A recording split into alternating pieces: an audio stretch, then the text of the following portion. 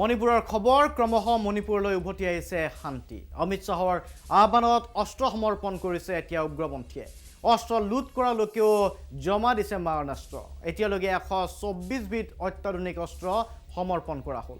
মণিপুৰৰ হিংসাত্মক ঘটনাত 98 গৰাকী এই পৰ্যন্ত মৃত্যু হৈছে ক্ৰমশ মণিপুৰলৈ উভতি আহিছে এতিয়া শান্তি গৃহমন্ত্ৰী অমিত শাহৰ মণিপুৰ ভ্ৰমণৰ পাছত ৰাজ্যখনলৈ শান্তি উভতি আহিছে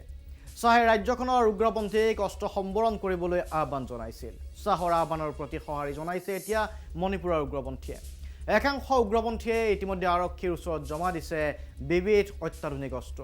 হিংসাৰ সময়ত ৰাজ্যখনৰ বিভিন্ন স্থানত নিৰাপত্তাৰক্ষীৰ পৰা বহু অস্ত্ৰ লুট কৰিছিল একাংশ লোকে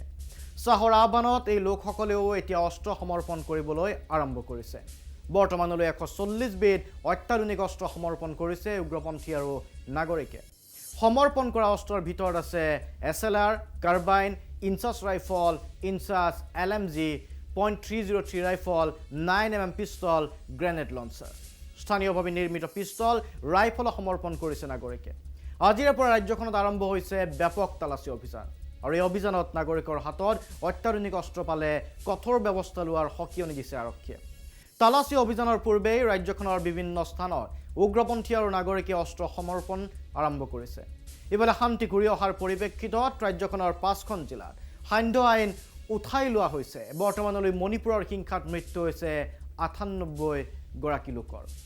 আনহাতে মেইটি আৰু কুকিৰ গোষ্ঠীগত সংঘৰ্ষত আহত হৈছে 300 জনতকৈও অধিক লোক গতিকে আশা কৰা হৈছে শান্তি শীঘ্ৰে উভতি আহক মণিপুৰলৈ মণিপুৰৰ যি হিংসাত্মক দৃশ্য যিধৰণে মণিপুৰ জ্বলি উঠিছিল সেই দৃশ্যই আজি আতংকিত কৰে সমগ্ৰ দেশবাসীক এই দৃশ্য আপোনালোকে দেখিছে আৰু ইতিমধ্যে কৈছোঁ যে 4 সহস্ৰাধিক মাৰণাস্ত্ৰ